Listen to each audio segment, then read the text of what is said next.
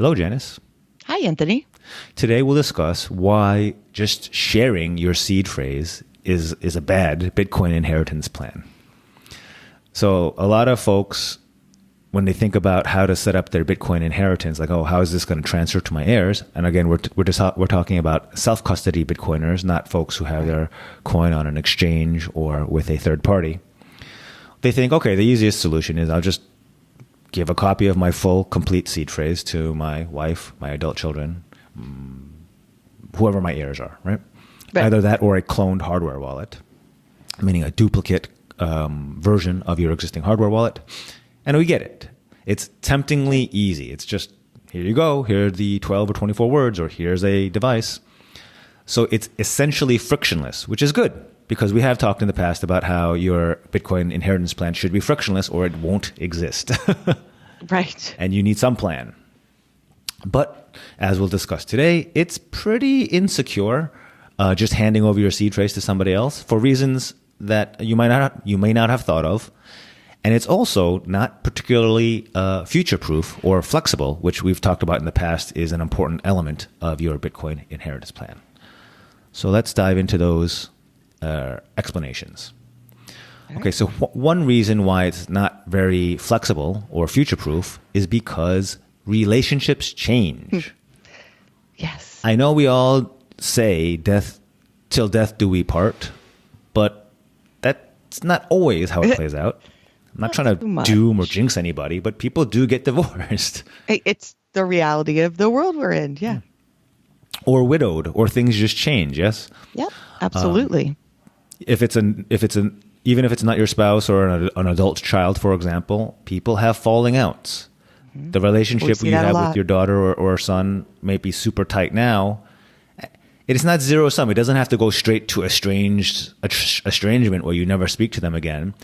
But things might become more strained or a little more distant, and it might not be exactly the person you want having the 12 or 24 words, the keys to the kingdom, right? Right.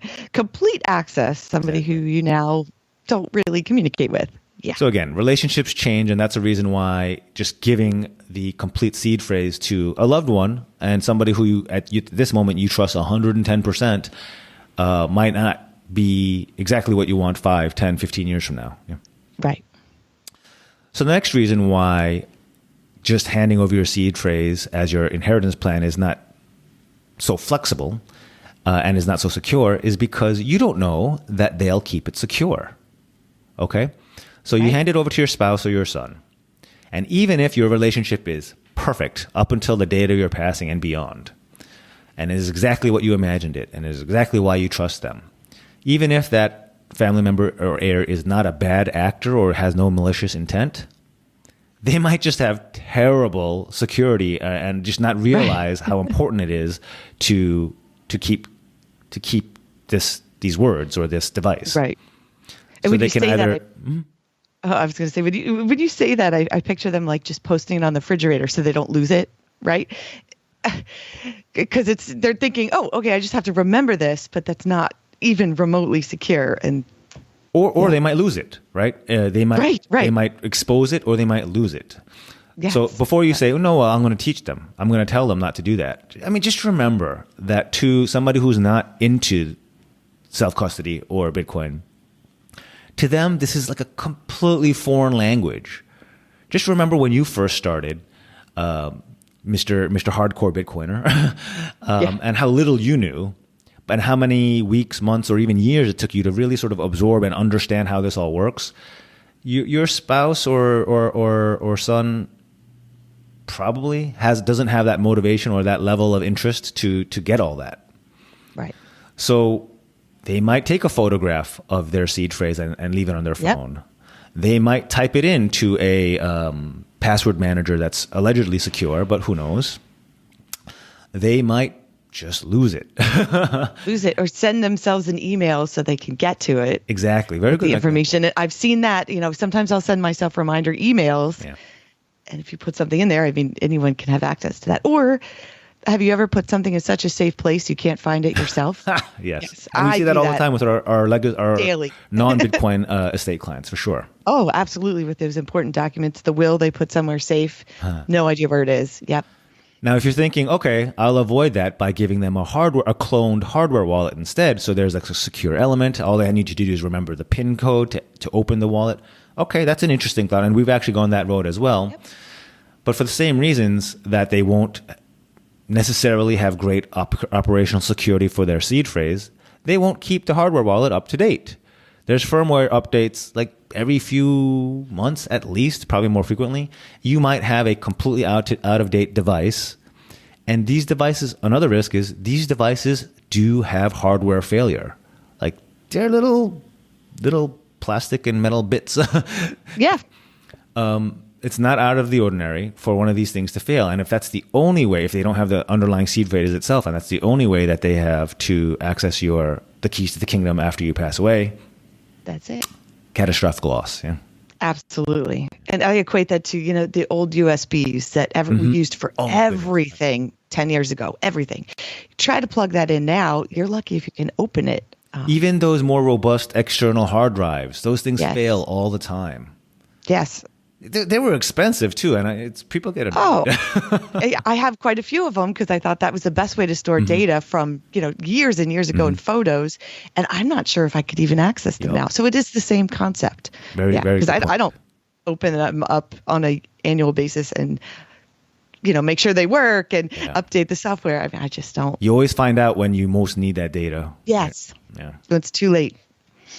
And then lastly, the reason why just handing over your seed phrase to a loved one who you 100% trust right now, a reason why that's an inflexible plan or a pretty inflexible plan and not very future-proof is because you can't take back a secret. This is a general concept, not just to Bitcoin, but when you tell somebody, your deep dark secret or who your crush is or whatever. Yeah.